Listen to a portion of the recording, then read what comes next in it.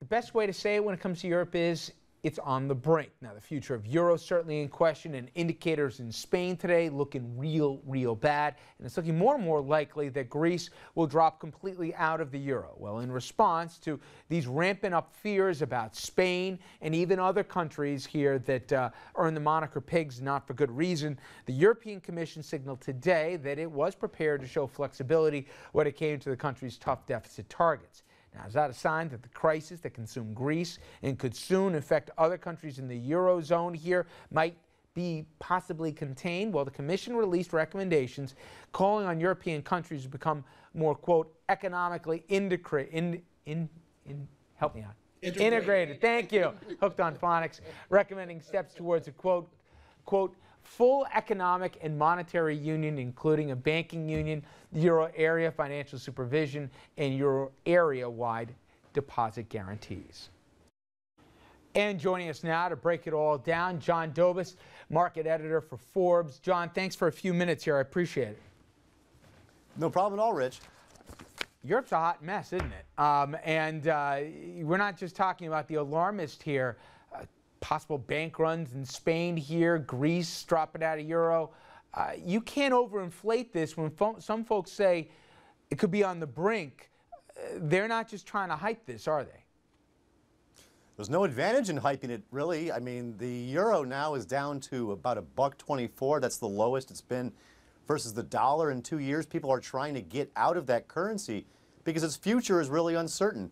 People who are electing to stay in that currency seem only to be willing to buy German government bonds. Germany is, of course, the richest country by far in Europe and the most solvent, kind of like we are. Despite all of our problems, believe it or not, people have been fleeing also to the United States. The dollar in the month of May is up something like 7% against other big trading currencies to the U.S. So you're right. There's no shortage of drama available in Europe, but it's all real. Let's talk about some of the principles. The EU Commission, they're trying to maybe take the foot off the gas pedal a little bit and say, let's work together and more communally here. And some of those deficit targets they set out, they said, all right, well, you don't have to hit them completely. Do they feel they can contain this thing? Well, that's the thought right now. The European authorities in Brussels and Frankfurt are trying to persuade the Spaniards to get a little bit of help here. But the Spaniards saw what kind of flavor help has by looking at what's going on in Greece with the heavy austerity right there. And they're not sure they really want a part of it. So, and you can't blame them really, because look what's happening in Greece. Unemployment's gone higher. Business has just gone down the tubes. The recession that was going on there is even deeper. Spain, before any kind of austerity was implemented, may be heading to 2 quarters now of recession in GDP. So, and the big problem there is this bank Bankia, which is owned by the state. They have to bail it out because it's kind of like the equivalent of Citigroup here, even though Citi's not officially government owned here. But it's that central to Spain. And if Spain, of course, lets that go down, you've already got 25% unemployment. Most people in Europe who are looking at the potential growth rate of Spain are saying to themselves, how can they possibly grow themselves out of this problem? It just doesn't look possible. Finally, in terms of business stateside, I saw both as CEOs say, they're real worried. Just as we're starting to turn the corner here, if you want to say that in the U.S. economy, what's happening to Europe would have major cause and effects on the global economy, including here in the States, and we're starting to see this even in the markets.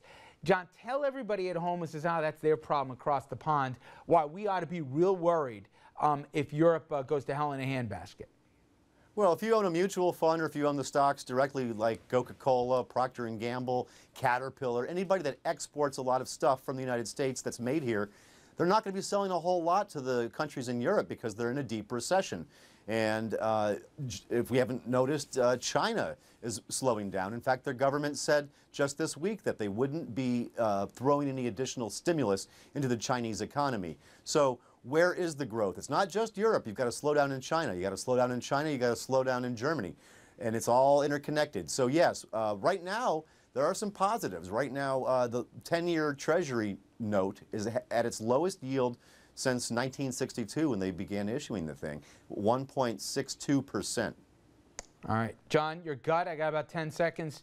Do the capital markets keep Europe afloat here till they get their act together, or are we going to have a solvency issue where countries go belly up here right before our eyes? We need about 2.5 weeks here when the Greeks have an election on the 17th of June. The Spaniards, there needs to be something in the next week that goes on there because their bond yields have gotten too high for them to keep issuing more debt. So yes, the capital markets will keep it going, and it's kind of like, you know who's going to win here. Where the forces of stability will win out, but right now it's very chaotic. You've got the bad example of austerity in Greece making the Spaniards just freak out. Well, I sure hope you're right, John. Thanks for a few minutes, pal. I appreciate it. All right, Rich. All right, let's bring the table on this because, you know, I think some friends of ours here who obviously work in the markets, they're more than a little nervous about what's going on in Europe. But I don't think it's fully sunk in yet. And Dominic, let's start on the political end because, you know, while people can certainly agree with 100% in this country that they wish the economy was better, there has been some growth, albeit slow, marginal. But they look, as we just had in that conversation, Spain's looking at 25% unemployment.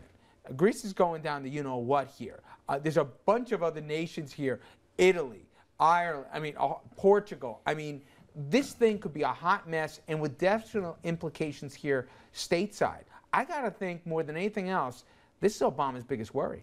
Well, let's put it this way. If you happen to be an American that doesn't really care about what's going on with Europe, I agree with your initial assessment that you really should, because it's almost like a domino effect. That's the best way I can describe it.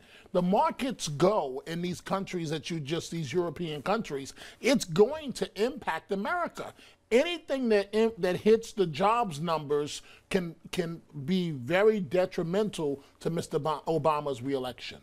You know, two thoughts. One, this isn't happening in a vacuum in Europe. So the central banks within Europe are going to take action to try to arrest some of this decay. They may not have the wherewithal. They may not, and they may need help from the rest of the world. And I think they would get it. I think the United States would help. I think China would help. It really is an all boats, you know, kind of thing. The other thing is, to me, this serves as a very stark reminder about the strength of the American economy and the approach that we've taken, which is a piecemeal approach to cutting deficit as opposed to the austerity measures. Andrew's right. There's a debate about, hey, how well has this austerity plan really worked in Europe here in terms of something that, not too dissimilar from what Ryan wants to start here, but privately, how much do folks think between now, as we're almost in June, right?